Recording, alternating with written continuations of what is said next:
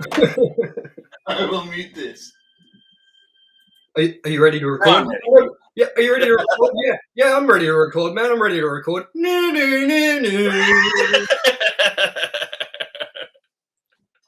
This week on Pop Vultures episode 3, we're talking about Beverly Hills Cop 4, the Flash movie, Aquaman 2, and a possible new Mafia game. Actually, a new Mafia game. All that and more on this episode of Pop Vultures.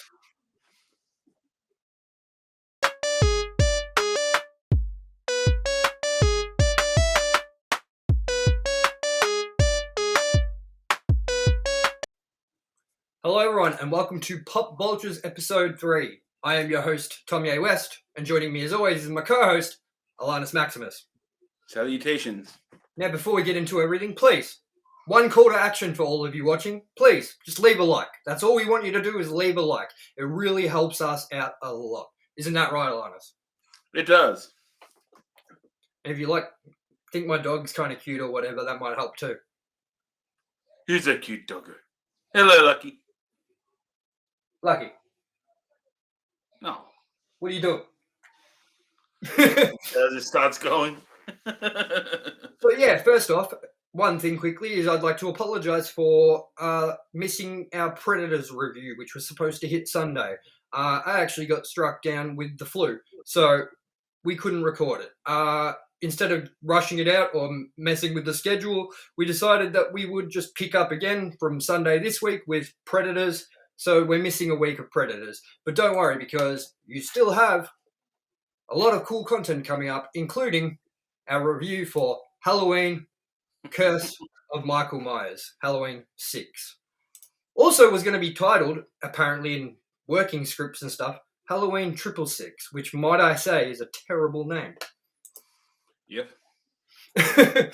With that, let's get into our first story. Beverly Hills Cop 4, Axel Foley is back. Axifaxel. Axel Foley is back. That's if reports are to be believed. After the final installment of Beverly Hills Cop in 1994, which was spawned from 2 sequels before, Beverly Hills Cop in 1984 and Beverly Hills Cop 2 in 1987, there's been a lot of talk and rumours of a 4th installment. And by reports, it seems we will be getting one finally, as it seems the movie isn't in pre-production, but actual production already. This movie is set to feature Taylor Page and Joseph Gordon-Levitt, who will be co-starring alongside the man himself, Axel Foley, famously played by Eddie Murphy, who has made his long-awaited return. The first movie in the franchise made a whopping $316 million worldwide and was the movie that put Eddie Murphy on the map. And having Murphy basically disappear off the face of the earth is now the best time for him to return. Better than ever, if you ask me. No news so far on a release date or what the plot will be, but we'll keep you informed as the news breaks for those when they do. So, Alanis, that's the question we got to ask. How excited are we for a new Beverly Hills Cop movie, and what do we hope for Beverly Hills Cop 4? I don't even know if I've seen the third one. And was that in 1994, you said? Yes. Jesus, it feels a lot more recent. I don't know how you haven't seen number 3. Come on, man. That was the first one I saw. And it's that terrible one where he goes to that theme park. Wonder World, or whatever it is, I think. It's terrible. It's not a good movie at all. It's definitely the weakest in the series. So, I mean, if you haven't seen the third one, it's hard to explain what I feel about the fourth one, which is that what I want from it is it to be better than the third one. Because while the third one had it, while the first and the second movies the second one didn't have problems on its own from the first one, the third was a big drop down and felt like it was not on par with what a Beverly Hills Cop movie should be. So with that, I mean, do you have much love for this series at all, or what? I remember liking it as a child, but it's one of those movie series that I never really went back to. I don't know if I've seen them inside the 2000s? Well, I am going to look up Beverly Hills Cop 3, so the trailer for it, so you can get an idea, because usually I wouldn't do this, keep the show going. But, if you haven't seen Beverly Hills Cop 3, I think you should see what it looked like compared to previous installments in the franchise. Because I'm sure you have a sort of memory of those being set in a certain way, and this is, you get an idea that this is not the way it should be set. After this stupid ad. So here we go. Not sponsored.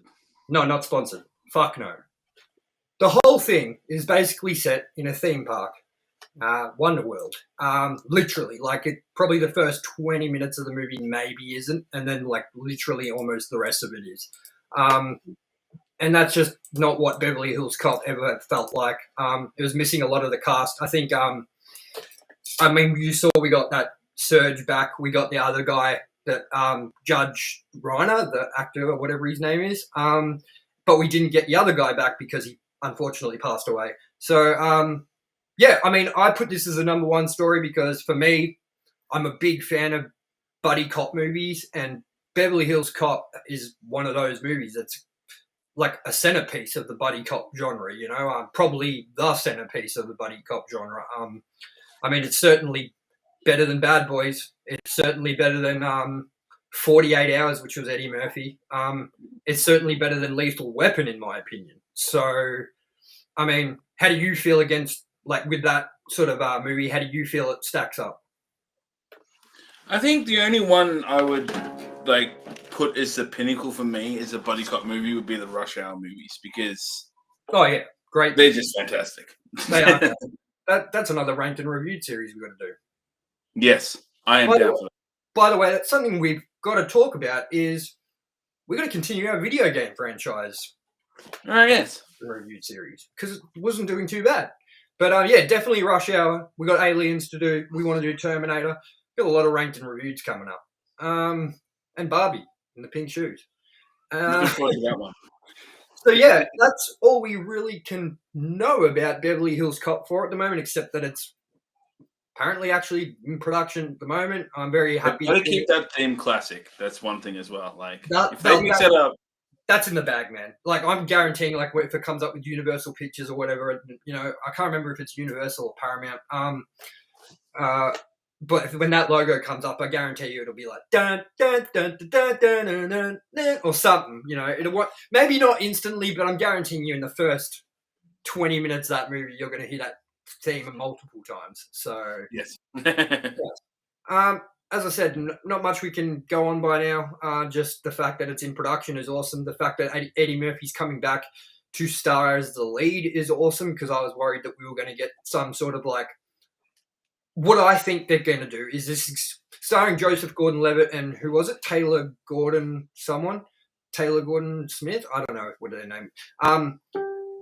That to me makes it feel like, because they're such big name actors, that's we're going to get a transition into maybe them being the next iteration. Because why would you get such big lead roles, especially someone like Joseph Gordon-Levitt, to be a side cop sort of thing that it never goes anywhere? That's kind of why I had that weird question above The Dark Knight Rises, which was why they never chose to take that in a direction with him and spin off a Nightwing movie or continue Batman that way, you know what I mean? Because that almost seemed like a throwaway thing too, So I don't know. I'm just hoping that, he comes back. If this is your last one and he's agreed that this is the last movie, that's good. And if they pass it off, that's cool. But I'm glad that we're getting him back for at least one final go kind of thing, before they're just like, oh, here's a new Beverly Hills Cop with a new Beverly Hills Cop cast, so.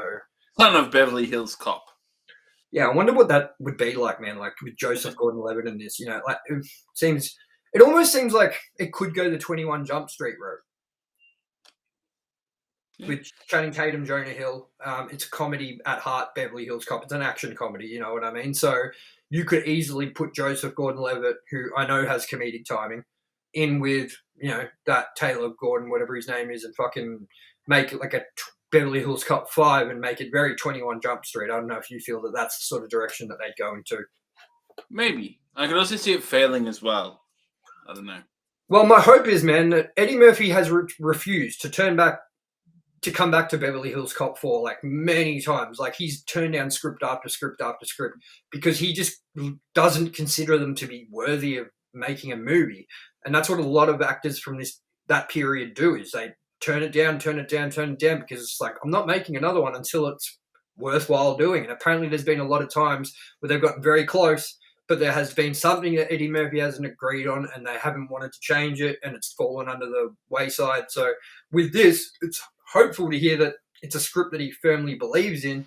I very much doubt that someone even though their acting capacity isn't as big as it once was, I very much doubt Eddie Murphy's hard up for cash. You know what I mean? So I'm hoping that this isn't that he's like, I'm fucking broke and I have no choice. I hope this is like him being like, I'm going to return because this script does it justice and it's a good send off for Axel Foley or whatever. Or we never know. Maybe it's going to make a new trilogy with it, being kind of similar to how they're doing it with like what's the new trilogy that I was thinking of them that they were just kind of doing the Bad Boys trilogy. Like they just did Bad Boys for Life and we know we're getting another one. And they're trying to do a trilogy, I believe. So maybe we're going to get a whole new trilogy if this does well enough. And I can't see it doing worse than the new Bad Boys movie, which in my opinion was terrible. So I honestly completely forgot there was another Bad Boys movie. And have you watched it? Yeah. Have you seen it? No.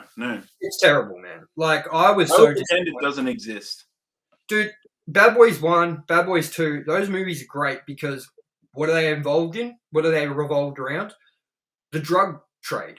That's what the whole Bad Boys, they're like, drug DEA or whatever they are, And in the new one, it's all about a cartel with no drugs involved whatsoever. It's about like family, like he knocked up somebody or something. Like, terrible. But anyways, maybe we'll do a Bad Boys review one day, ranked in review. Fuck that. Yes. We will, though. We will. We'll do anything. I mean, we're doing Barbie in the pink shoes, so. All right. With that, let's get on to story number 2. And this is some still developing news that we've been talking about the last few weeks. And that is the Flash movie. And is this good news for the Flash? So, goes like this. Recently, we discussed the ongoing issues of Ezra Miller and The Flash, releasing next year in cinemas on June 23rd, 2023. After years of problems and legal troubles, Ezra Miller finally came to some sort of sense and recently released a statement saying they were seeking the help for severe mental health issues. And since releasing that statement, the signs are still seemingly improving. And then it goes on to read like this. On August 24th, Ezra Miller and his agent had a very positive meeting with WB Discovery head executives Michael DeLuca and Pamela Abdi. Even though these meetings are a positive sign for the movie and Ezra Miller still seems like they are on the path of receiving the help they need, this isn't the end for the troubles just yet. After a recent survey, Miller's past behavior is dead weight, hanging from the movie and its upcoming release. Given that the movie is still a year out, time will only tell if choices going forward will lift the stigma that Miller has caused surrounding this movie. Another moral question everyone should ask is if Miller should be forgiven so easily for the multiple controversies, problems, and potential crimes they have caused. Miller is also set to appear in court in September in the state of Vermont for burglary charges. Do we think Ezra Miller can stay out of trouble and save this movie now that things are pushing forward in a positive way? And do we think they should be forgiven for anything they've done prior to the changes made by Miller if they can keep going this way? Alanis. If it's not all fake, he's still a dickhead. But I think he needs to lose this movie. I don't think a lot of things he's done and is confirmed he's done, he needs to have some comeuppance. And I'm not saying destroy his career, but I'm also saying I'm never going to like him after this. my opinion of him is he's a piece of dirt. But I also think he needs to be dumped from the Flash. He needs to have something that's going to have a lasting impact where he's going to go, oh, I did this, and now this is what's happened, so I won't do it again. Can he have big roles in the future? Yeah, maybe, but I think he needs to still have significant repercussions for what he has been proven to do at this point. That's a good point, but deep down, I know we were both looking forward to this movie before everything that happened. But the problem is, as I said, it's a moral question that we should ask. Do we support this movie? Do we, But again, I don't have any intentions of going into this movie to watch it with the thought of I'm apologizing. I accept your apology. I'm not watching it feeling like that. I'm still going to watch it feeling like, fuck you, I hate you. But try it's to the look other at people that you're supporting. it's about separating the actor from the art, and and yeah, while they have decided to make these poor decisions, if they can literally come back around and turn it around and show that they were severely mentally unwell, I mean, as I said, I can't, like in a previous episode, I said I can't forgive the grooming of children if that is actual fact and he goes to court and gets charged and things like that, and there's weight behind those stories. As I'm saying, I don't know how much weight there is. There could be a lot, there could be none. I have no idea. I've just heard the allegations. So to me right now, they're allegations, and I need to hear more before I'm going to be like, oh, well, that's fucking, like, that's dead certain. You know what I mean? So there's things he can't be forgiven for, and I'm hoping we have answers to those things before the movie comes out, because I will go see this movie and support this movie, not for him, but for the movie and the people that worked on it that aren't him, if the allegations for certain things come out as false. So say the grooming of children, the kidnapping, the weird shit like that, like the stuff that's really serious. Like, I can forgive him for being drunk or mentally unwell and burglarizing somebody by, like, going into someone's house and stealing drinks or something. Like, I know that's still fucking shit, but it's something I can forgive. I can forgive a weed crop. I can forgive guns and ammunition. Like, I don't give a fuck what you do on your own place or whatever, But when it hurts others or when it involves others, that's when I've got a problem with it. So I think we need more time, and we need to find out more about these so-called allegations / potential crimes before I'm going to know how comfortable I am to see this movie, if that makes any sense. So yeah, I can still see myself at this point seeing it, but I prefer him not to be in further ones. He's done and dusted, man. Like, there's no way they're going to keep him on, because he's just damaged the brand too much at the moment, Like, he's just damaged it. He's fucked it, So, I mean, he's caused them way too much trouble, more trouble than they needed, And if I bet you if they didn't have to reshoot nearly every frame of this movie, and they could actually afford to do reshoots without Ezra being a part of it, I guarantee you they fucking would. But there's no chance of them doing that now. It's too late. And he's in so much of the movie and it's cost him so much money that it's just not a feasible thing for them to do now. So I guess we will wait and see what happens with that as it plays out. As I said, he's in court in September in Vermont for burglary charges. That's where they start. I wonder where these keep going, because, as I said, so far I haven't heard if he has any court dates for the grooming of children. Like, I don't know much about that. I haven't looked into that as much because it's something I don't really want to look into unless it's more than rumors. Like, with Ezra Miller, we didn't even start talking about him until the whole kidnapping thing came about and there was actual concern for this family and stuff like that. We kind of just brushed it aside because we're not going to just keep talking about someone who's not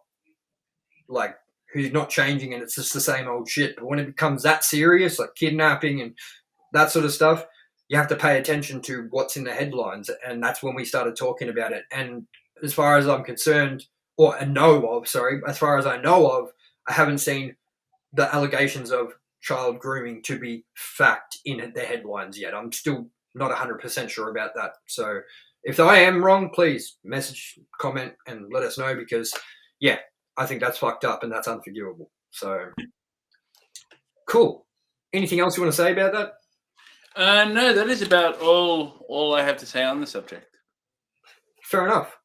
Let's move on to story. And by the way, sorry about my reading. I'm trying to get used to reading off a teleprompter, and setting the speed for the teleprompter is fucking annoying because sometimes it can be too slow, sometimes it can be too quick. So I'm trying to like keep up, slow down, So yeah, I'm doing my best. And here we go. Story number 3: Aquaman 2. Two Batmans, or Batmen. I didn't know how else to title this. So, Aquaman 2 getting two Batmans. Ben Affleck has it's not Ben Affleck, sorry. It's Jason Momoa recently teased that there may be two Batman in the upcoming movie Aquaman 2. Originally, it seemed Ben Affleck was brought onto the project to replace Michael Keaton's Batman in the upcoming Aquaman movie, as The Flash had been delayed till June of next year, and the story of Michael Keaton's Batman begins in The Flash, not Aquaman. Now it seems this may not be the case. Aquaman 2, which was set to release this December, has been pushed back till December 25th, 2023, a whole year after intended release. And Jason Momoa has hinted at Michael Keaton's Batman and the fact that it may not be cut out of the movie at all. In a recent interview, Momoa stated, "I can't tell you anything about the reunion. He may or may not be in it, and there could be more or less or even more Batmans in it. Who knows," said Momoa. "We do know Michael Keaton's Batman was supposed to be in the film, and we also know Ben Affleck is in the film for sure. And with the movie being pushed back, this surely has to mean this is almost guaranteed." What do we think is going on, Alanis? That is a good question. It'd be interesting to see how they put the two together for an Aquaman movie when seemingly if the Flash comes out first, the whole multiverse thing will be somewhat resolved. And it's confusing as to what implications they'll have there for an Aquaman movie to have two. So What I think is the wrong choice is if Jason Momoa said any of this and there isn't that two Batman. If there is only one Batman in this movie and Jason Momoa said something like that to like kind of hype the movie up, I almost feel like he knows what he's doing. He's playing with the audience. And fair enough, people can do that and actors like that. But I look at that as almost like clickbait. You know what I mean? So, I mean, he's like, maybe there is, maybe there isn't. You know what I mean? And it's like, well, like, he wouldn't have said anything along those lines if there wasn't some truth to the fact, And it makes sense that now, because why would you have shot everything with Michael Keaton in Aquaman 2 and then cut it and then go, "Oh, we have to cut it because it needs to be out this December," and then push it back till after The Flash and be like, "Oh, well, those parts we cut out, we're just going to keep cut out now. We're just going to keep Ben Affleck in the movie." Like, surely they just go, "Well, how much was the reshoots with Ben Affleck?" Well, the whole setup was that Michael Keaton's going to be Batman in this, so let's just fucking keep that cut.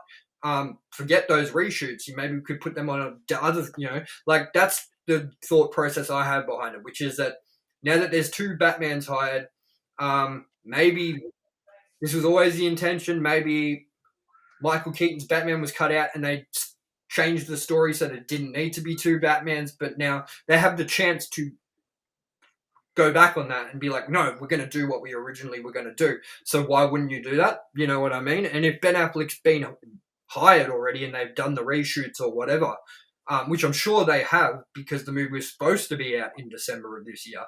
If you haven't done the reshoots and it's fucking August, that's a late time to be leaving a cut of a movie to be done, like especially one on that caliber, So I don't know. After what I've said, do you think that there's more weight to the fact that there's got to be two Batmans in this movie now? I don't know ever what to completely trust until it's there. Like I can see they might, but I can also see they may just be playing funny buggers. Yeah. Which they do a lot in the comic book movies. So I don't know. It's hard to say until we see it. Definitely.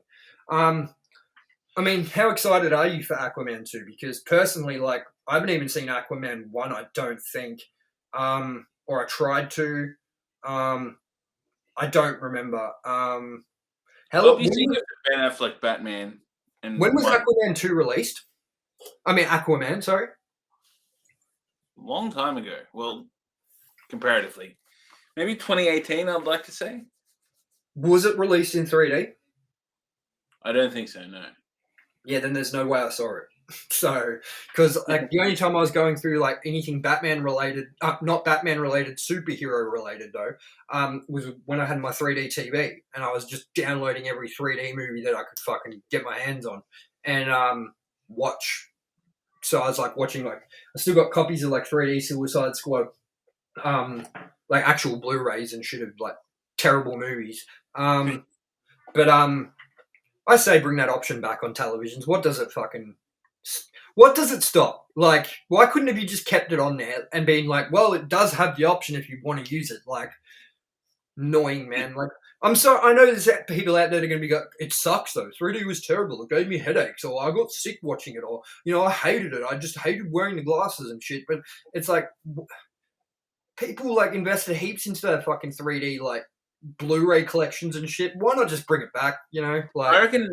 I reckon we'll start seeing it come back as an option a bit more once these Avatar movies start coming Well, out. that's what I was just about going to say. Was Avatar has been pulled from Disney, I believe. Was it on Disney?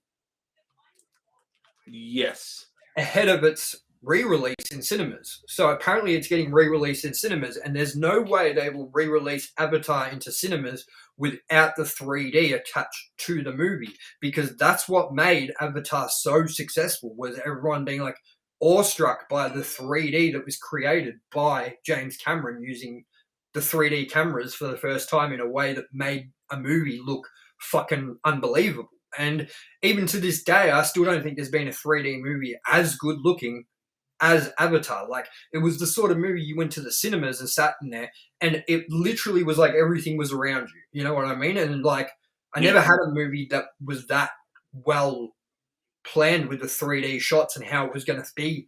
So it just was. Every other movie seemed like it was like gimmicky, like things. Like it was flat nearly, or it was deep, but not outwards. Like nothing was popping out. It just looked like it had like depth to the picture, and that was where my problem was with 3D.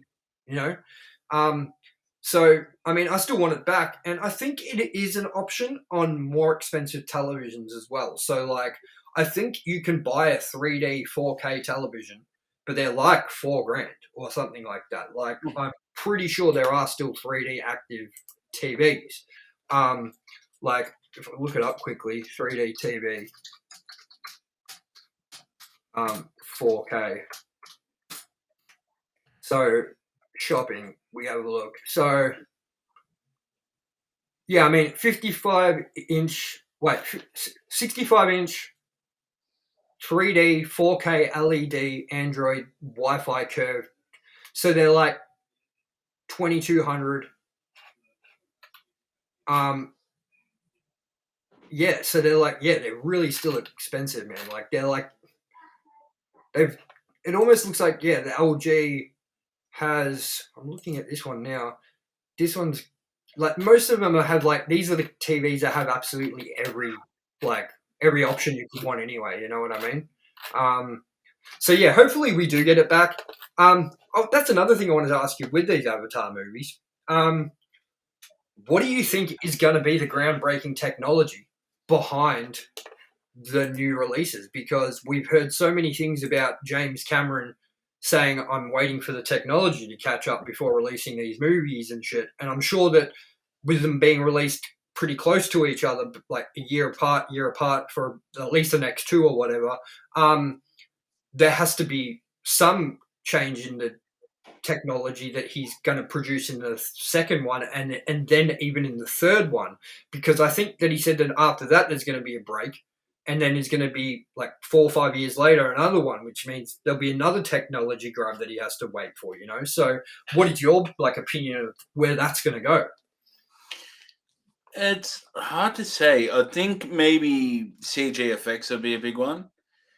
There's always been whispers of glassesless 3D as well. Yes, I've heard about that. Yeah, And I think there's also a new thing in America called, I think I showed you it, yeah, like which is where you get to sit in seats that like move to the vibration. Like 4D or whatever they call it. it's not just called 4D. It's like in the cinemas. It's like hold on, American cinema.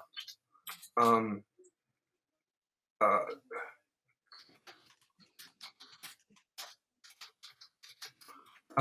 so we got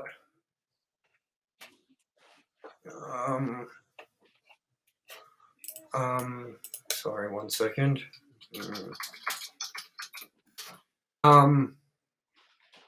So yeah, okay. So they're called 4D D-box. They're called, yeah. So it's explained like this. D-box. I'm going to share the screen with you because it's really interesting to see this. That's D-box, yeah. And it says motion perfectly synchronized with action on screen, ultra comfortable and easily integrated cinema seats, personalized experience for each user. The D-box promises. So, like, I'll play this clip if it will play. Maybe it won't. But yeah, basically, it's just like that is a pro level troll D-box pretend video. Yeah, no shit, man. What the fuck? But yeah. So, what do you think? Do you reckon that's something we're looking at? Because that seems to be something that's rolling out into cinemas around America. So maybe that would be cool. The first time I heard of it was with Jurassic World Dominion. So, which apparently was in real 3D too. I don't know if it was because on the trailer, when it says Jurassic World Dominion, it says Real D underneath it, and that was what real 3D was called in the cinemas, wasn't it? Real D. I think so. Yeah. Yeah. Cool. Well, with that, let's move on. Maybe IMAX did it here for 3D. Oh yeah, true. Cool. Well, let's move on to the next story, which is nearly our last story. We've got something lined up for the fifth one, and this is we're getting a new Mafia game from Hangar 13. Now, let's talk about it a little bit, I guess. Hangar 13, the game development team behind the popular Mafia franchise, have just confirmed a brand new entry coming to the series. The last time we saw a new game in the Mafia franchise was in October of 2016 with Mafia 3. 2K Games CEO Roman Hladlik had this to say in a recent tweet. I'm happy to confirm that we have started work on an all-new Mafia project. While it's a few years away and we can't share anything more right now, we're really excited to keep working on this beloved franchise and to entertain our players with our new stories. While not much is known about the setting or decade this will take place in, the last game took place in New Bordeaux in 1968. What do we think this game will be? How will it turn out?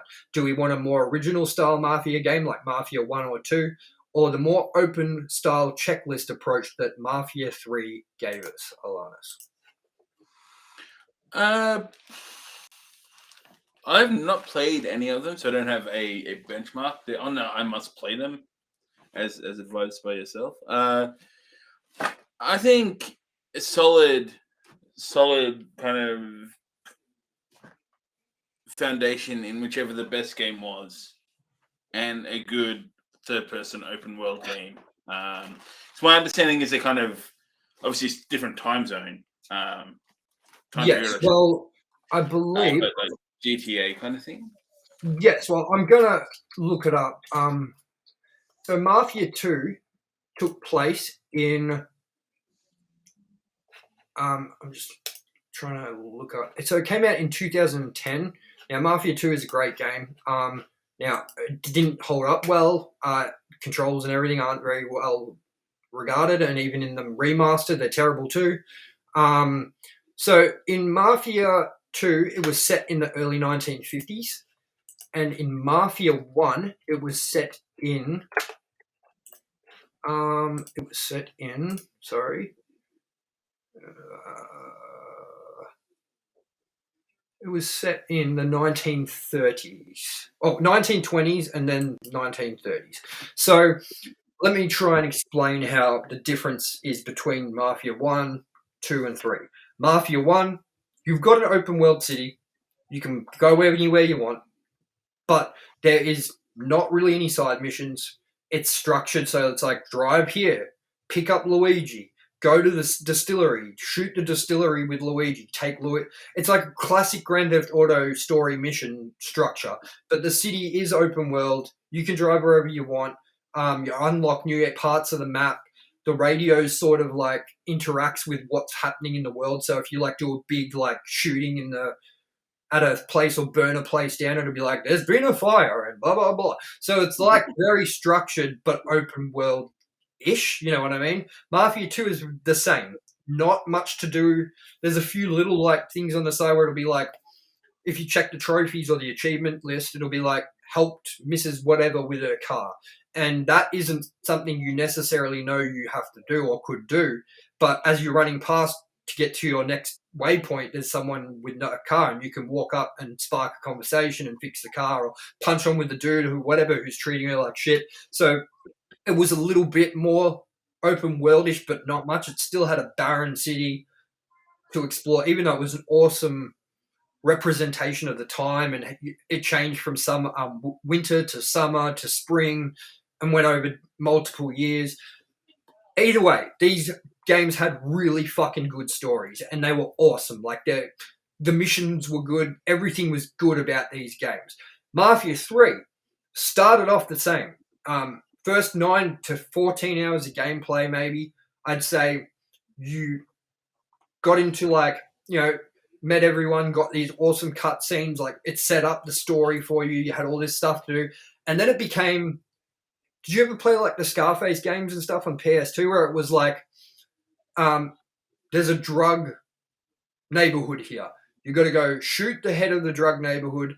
You got to take all their money, launder, like steal their money. You got to shoot all the gang members or whatever in the area, and now you own that racket. And then now you can go do the alcohol racket, and now you can go do this racket. But at the end of the day, it's just a repeating loop of you running in, shooting people, taking it.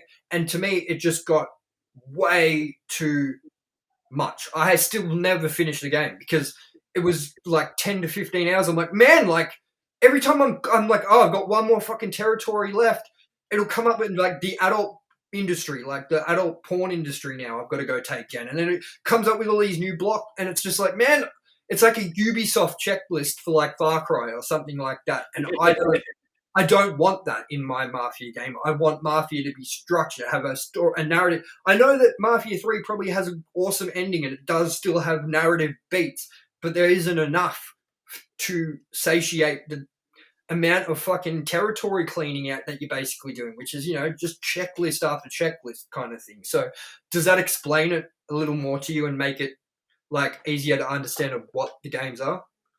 Definitely, yeah. Yeah, absolutely.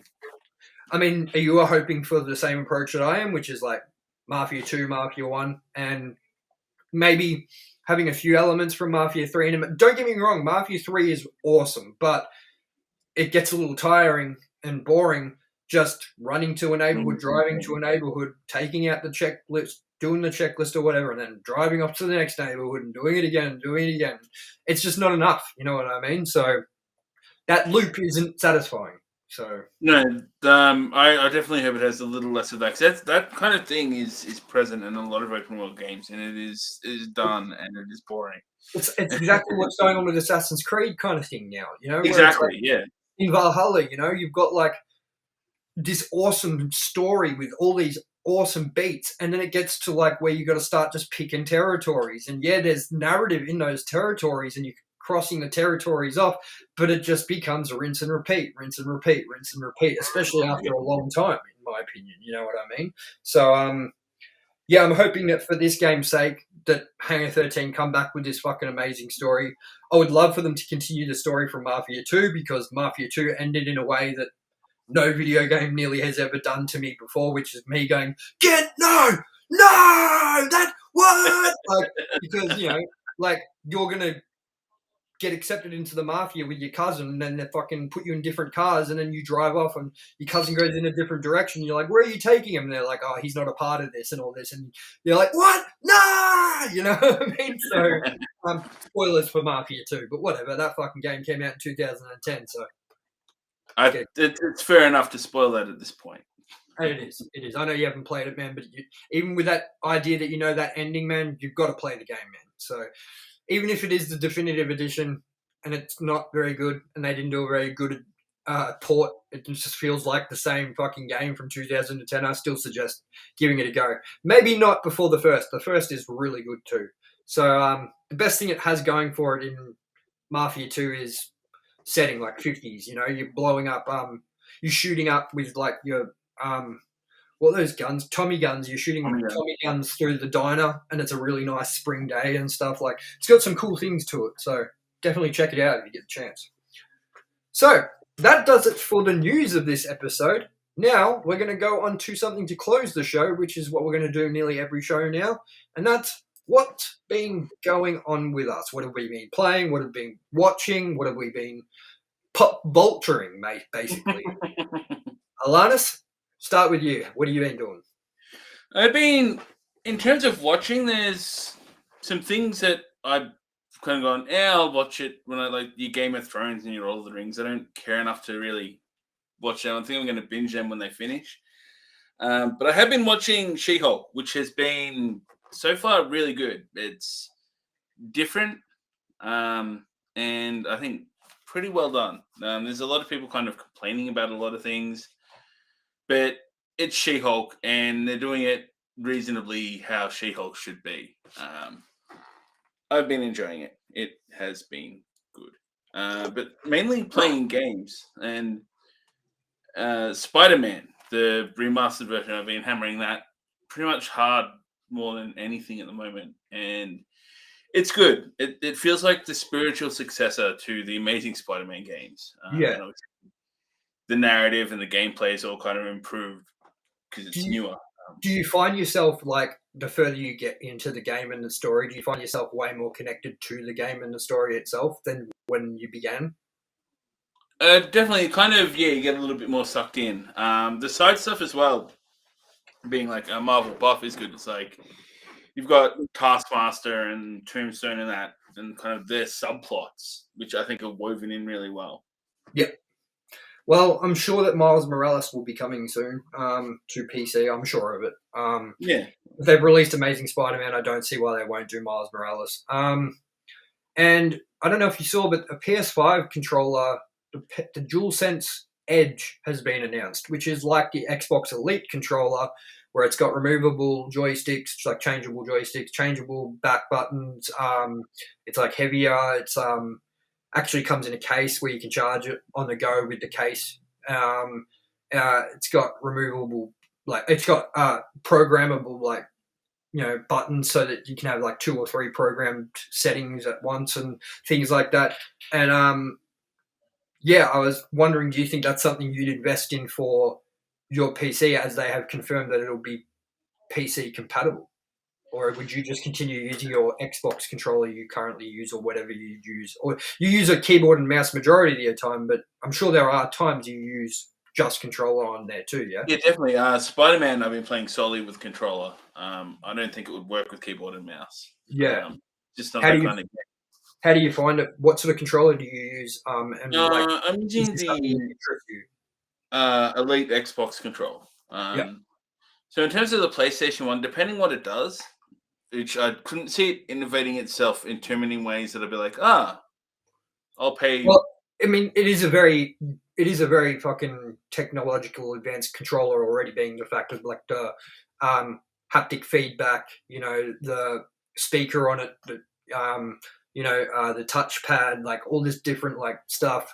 It's definitely a already like top-notch controller. So I mean, it just depends if those are the things that interested you at all to begin with, like the haptic feedback. Because look, me being someone who was like, I don't care about fucking rumble on my fucking controller. When I first held that controller and played Astro's Playroom, like I was fucking blown away by how the controller acted when you walk. Even when you walk through the character, you can feel like a, you know what I mean, in the controller. So like, I don't know if that's the sort of stuff that interests you, then maybe it's something worth thinking about picking up. But if not, then maybe just stick to your Elite controller, I'd say.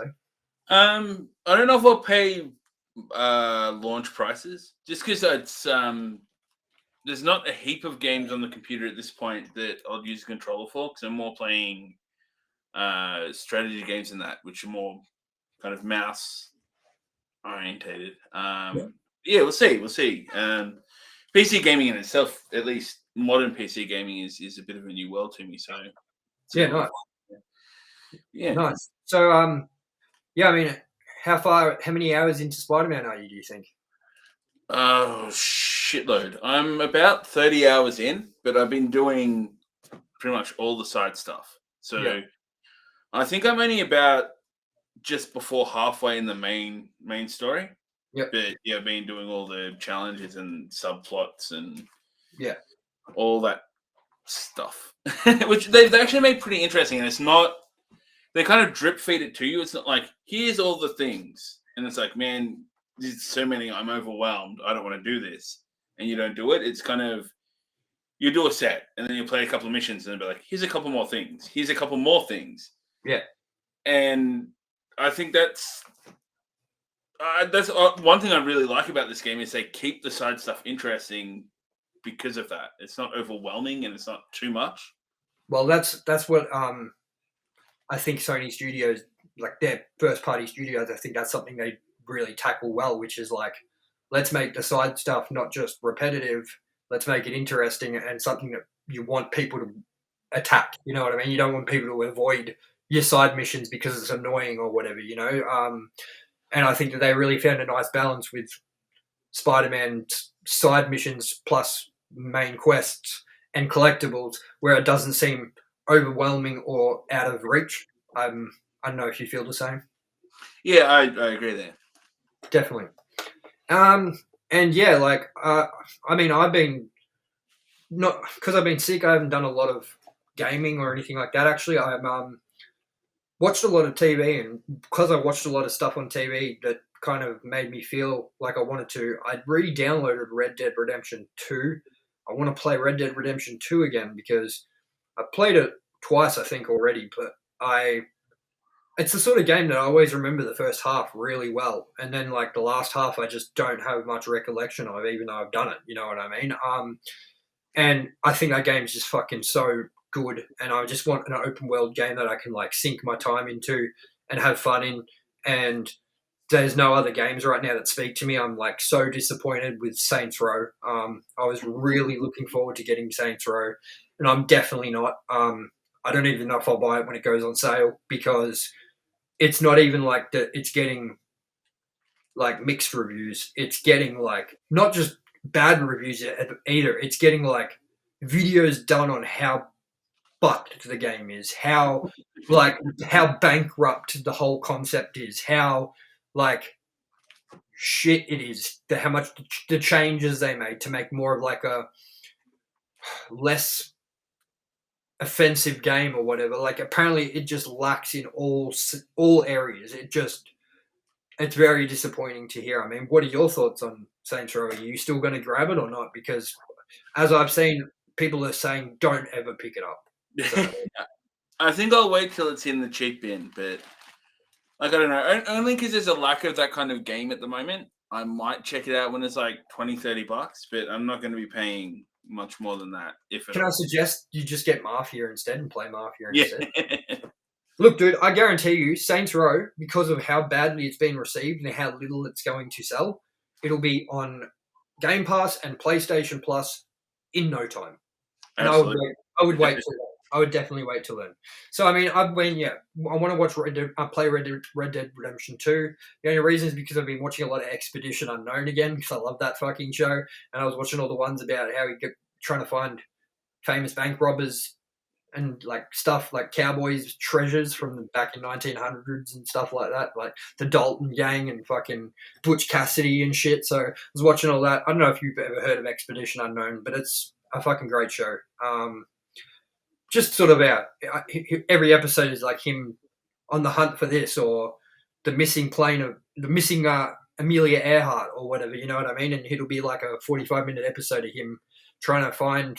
He's an archaeologist or whatever, you know. It's like a documentary series. It's cool. And I just finished watching all of That 70s Show and all of Malcolm in the Middle again. Both of those shows I rate as my favorite sitcoms or slash. Malcolm in the Middle isn't a sitcom. That 70s Show is. But I still rate those shows over any other shows, really, except maybe Seinfeld. What are your thoughts on those shows? You a fan? I've never really watched Malcolm in the Middle, but I'm a big That 70s Show fan. Malcolm in the Middle. The 90s show. You have to watch Malcolm in the Middle, man. Like, dude, before we wrap up, I'm going to show you a clip from Malcolm in the Middle, dude. It's so good.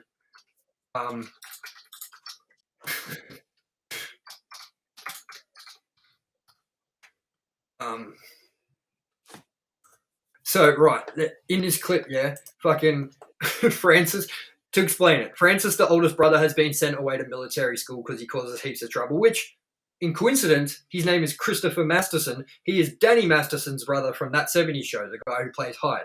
So, also, he's from Scary Movie too. And he is on the phone. He doesn't even know that they're about to go to a funeral for one of his dead relatives or whatever. And there's just this random kid in the house that Dewey's brought home, the youngest kid. And his name's Egg, apparently. This is what Dewey named him. And they're just like, accept Egg into the family, basically. So I'm going to bring this up. Hold on 1 second. We'll close the show on this. When you die? You're dead. We'll close the show on this. This is 4 minutes long. We'll wrap up before this. If anyone doesn't want to watch this, that's fair enough. Thank you for watching Pop Vultures. I've been your host, Tommy O. West, and this is your co-host, Alanis Maximus, as always. Let's end on this hilarious clip of Malcolm in the Middle that might convince Alanis to watch the show. What do you mean what happens when you die? You're dead. That's it. No, honey, that's not quite true. Actually, son, after death, your body undergoes a fascinating series of changes. First, it bloats up like a balloon, then shrivels like a raisin. Then, tiny microbes you can't even see but are on you right now start to devour your flesh and return all the elements in your body back to the soil. Now, some people will tell you that your hair keeps growing, but that's a myth. It's actually your head that shrinks. Now go get ready for Aunt Helen's funeral. There we go.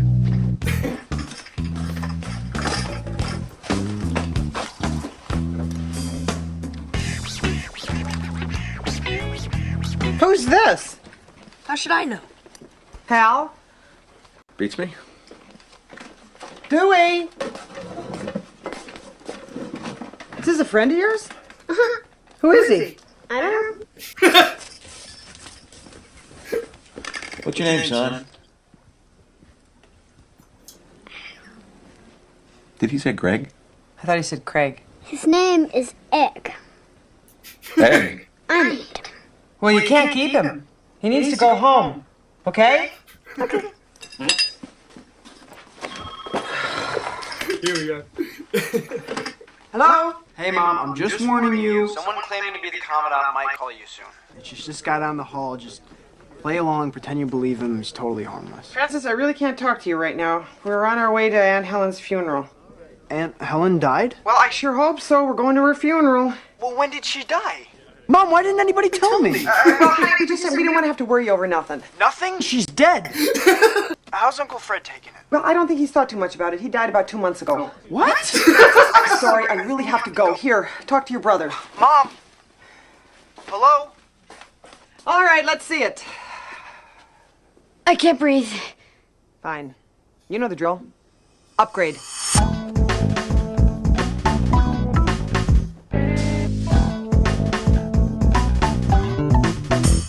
See? Problem solved. Hello? Oh. Okay, well, you can wear one of the suits that Uncle Fred left you. Oh, Mom, a dead suit? Cool. A dead suit. Dewey, why don't you help your little friend find his way out? I did. He keeps coming back. How did she die? Cats ate her face. Dewey, I think you're confused. I'm asking about Aunt Helen. Cats ate her face. Just put Mom or Dad on the phone. Hello? Dad. What happened to Aunt Helen? Cats ate her face. Well, here, Dewey knows more about it than I do. Hello? Malcolm! Oh, thank God, somebody I can talk to. Sorry, I had to make a call. I'm ready to go. Hey, you're taking a backpack to the funeral? My back gets cold. Fair enough.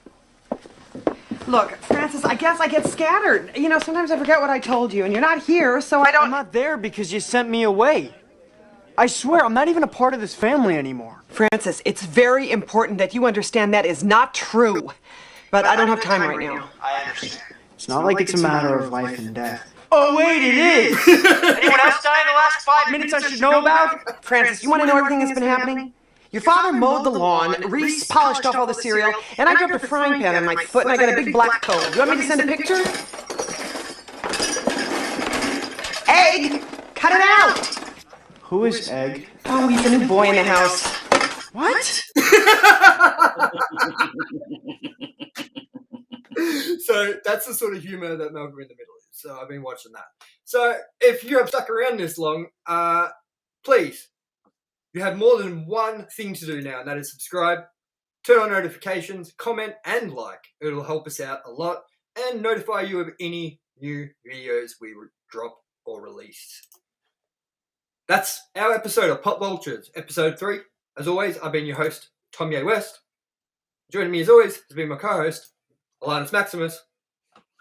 And remember to tune in this week for our Halloween ranked and reviewed episode for Halloween 6, The Curse of Michael Myers, also known as I Love You, Michael. And also join us September 18th for our 50th episode spectacular episode of Ranked and Reviewed. And this can only be described as an intoxicated celebration review of Barbie in the Pink Shoes from 2013. And it's gonna be a good time. Get your substance of choice, your alcohol of choice, join us for a great review. That's September 18th. Anyways, we will see you next episode. Peace.